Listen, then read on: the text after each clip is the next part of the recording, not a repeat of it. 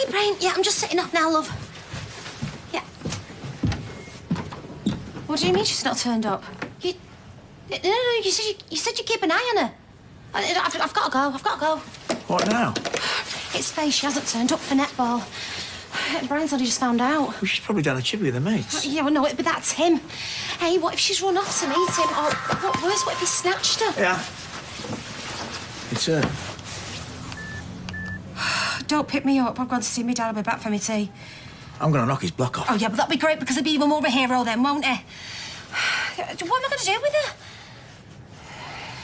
She doesn't like being out in the dark. He won't know that about her, a real dad. Look, he's playing right into our hands. The social services are about to do a risk assessment of him, and he's sneaking off with a 10-year-old girl right behind her mother's back. So what do we do meanwhile sit here like lemons? You know, they could be halfway to France by now.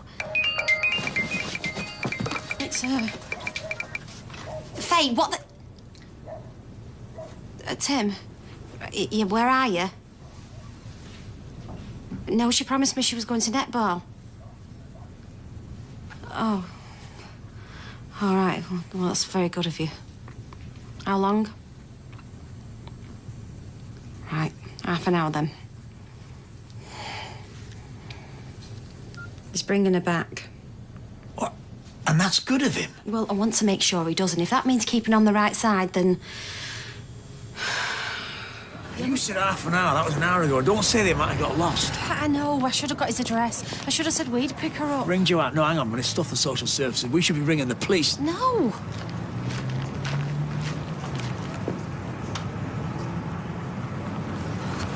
There you are. I've been out of my mind. This is Vita Metcalf. Where have you been? I said you'd worry. Worry? You know there's a name for blokes like you. Yeah, Dad.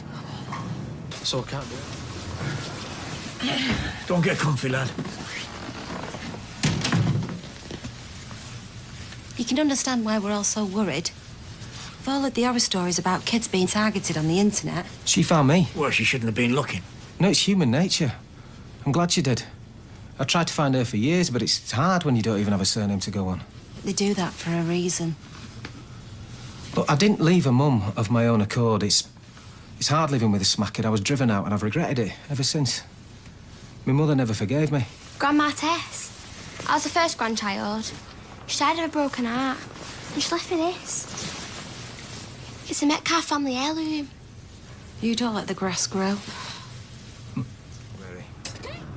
I messed up and I'm the first to admit that.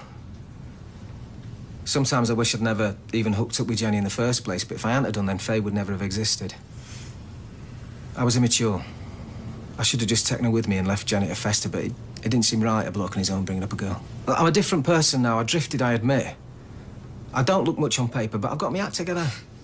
Got a little flat, regular work. You know, when she got in touch online when I saw a picture for the first time, it stirred things up about her and my mum. Made me want to put things right. You've got two daughters. Faye's told me you must know how hard it is to stay away. Talking to the wrong bloke, mate. You know, when she was going to sleep, she had two dummies. One for sucking and the other for stroking her nose. That's why it turns up at the end. Look. And she was crazy for Edie McCready. From Ballamore. I'm terrified of dogs. If she saw one in the park, she'd cling on to me so hard I could feel her heart beating against my chest. It's a long time ago now. I'm not trying to take her away from you. Good for you. I just want to fill in the blanks. No, do you know what? This has gone far enough. Up to your room. Mom. Some things are not appropriate for you to hear. Your mum's right. Go on, up you go. Don't leave without saying goodnight. I won't. I promise.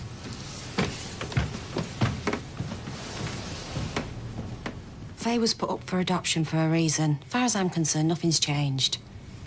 You know, you're young, you can have other children. You can give them all the love you say you feel for Faye, but I'm a mother. Well, think about it. I've been reasonable. No. You should think about it.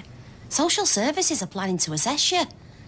You can wave bye-bye to all your privacy once them lot get the claws into you. Faye said that you're a nice guy. Is there anything else you've not told her?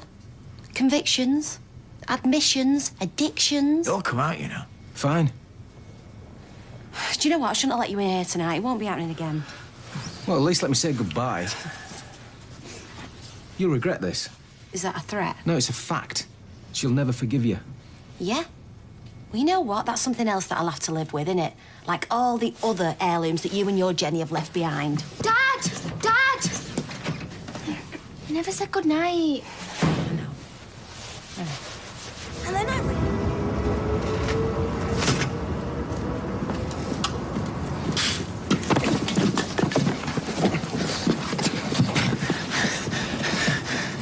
See, my girlfriend likes to give everyone the benefit of the doubt, but me, I'm more of a gut instinct kind of fella.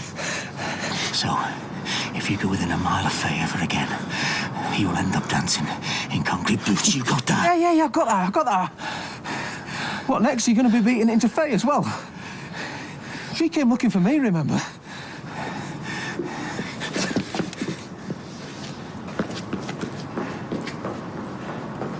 She won't come out of her room. What's she get hungry, love? She's lost her voice from yelling at me. She wants to change her name to Metcalf. Well, it was never Metcalf in the first place. That druggy Jenny's name was Bullard. Don't you go doubting yourself, love. I can't win. I ban her from seeing him and she hates me. Let the relationship grow, let them start to meet up and...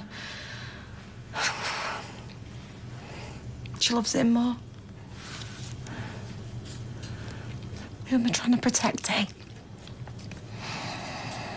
Her or me?